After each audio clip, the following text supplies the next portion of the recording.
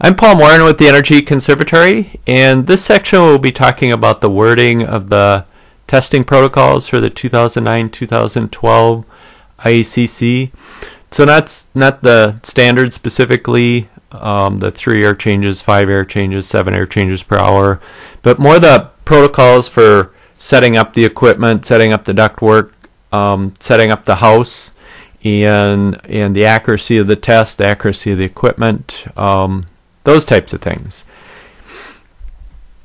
And I think you'll find that that in the 2009-2012 codes are very similar in the testing protocols, and I think you'll find as we're going through this that there really is a lack of clarity in those protocols.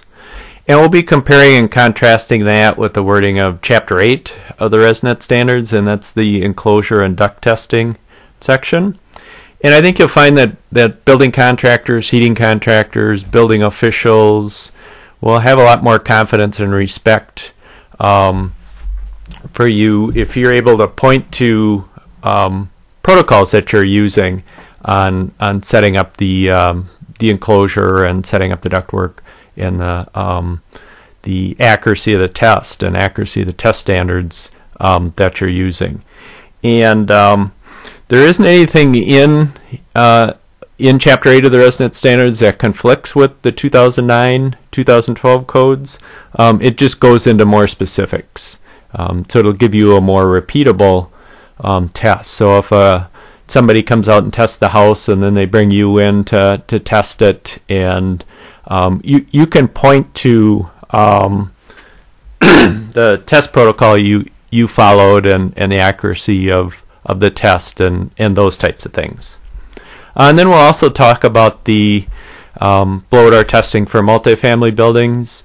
The 2009 did not require it, but the 2012, any multifamily building 3 stories or less needs to have testing done. So we'll talk about testing options for multifamily buildings. Related to ductwork, the 2012 IECC says that duct sealing is mandatory. You're required to have a sealed air handler. Building framing cavities can't be used for ductwork or plenums. The duct tightness must be verified. Under the duct sealing mandatory part, it says the ducts, air handlers, and filter boxes shall be sealed. Joints and seams shall comply with either IMC or IRC as applicable.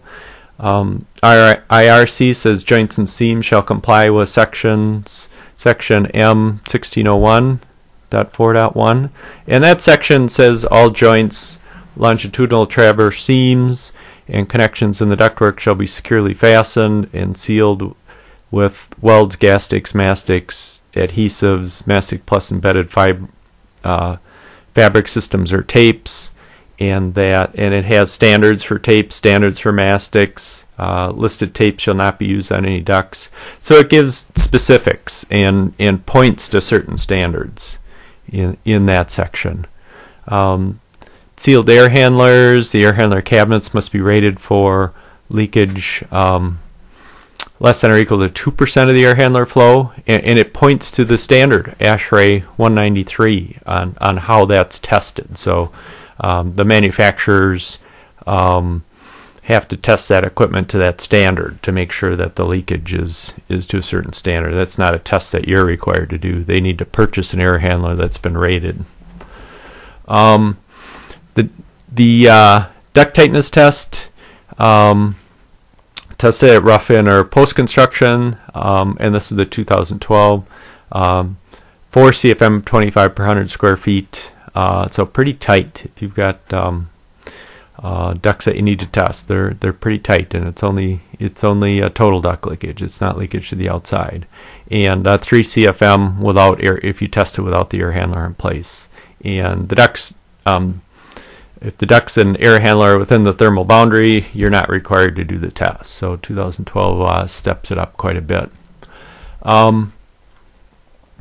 But in these in the 2009-2012 code, it doesn't reference whether you can test in pressurization or depressurization mode.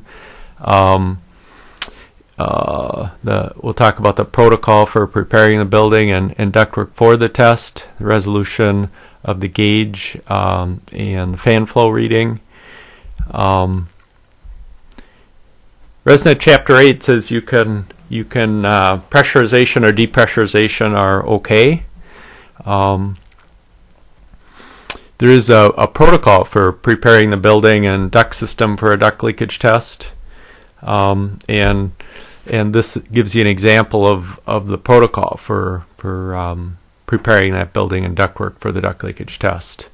You obviously turn the air handler system controls to off, turn off any fans, turn off any vented appliance equipment, and these all of these are just paraphrasing what's included in that protocol. The actual sections go into much more detail, sometimes several sentences or even a paragraph explaining in more detail about each of these. Remove filters. Any intentional opening should be left as is. Motorized dampers shall be closed. If ducts run through unconditioned spaces, to open them to the outside. Seal supply registers and return grills. Set up zone dampers into the open position, and then open a door or window to the outside, because when you run the test, if there is leakage to the outside, it will change the pressure in the house. So you want to open a door or window to relieve that pressure. Regards to installing the duct testing equipment to the ductwork, the 2009-2012 code doesn't address that issue, but it is addressed in Chapter 8. Attach the duct leakage tester to the largest return or to the air handler, and it goes into more specifics. If there are more than 3 returns, they recommend attaching it directly to the air handler cabinet. Select a location to measure the duct pressure. It goes into some detail about that. Insert the pressure probe at that chosen measurement location, and install the pressure gauge and tubing connections, and goes into some detail on that. Procedure for the test: select appropriate flow ring, increase the fan speed to pressurize or depressurize to 25 pascals plus or minus 5 pascals, and then measure and record the duct pressure, and it must be within a resolution of 0.1 pascals and the fan flow reading 1 CFM resolution, using a 5-second averages. So very specific direction on the plus or minus of the test, and if you're not right at 50, how to adjust it or at 25 to adjust it for 25. The resolution required for the gauge and for the CFM resolution, and recommending, they ask you to set it to a 5-second average, so you're getting a more accurate test.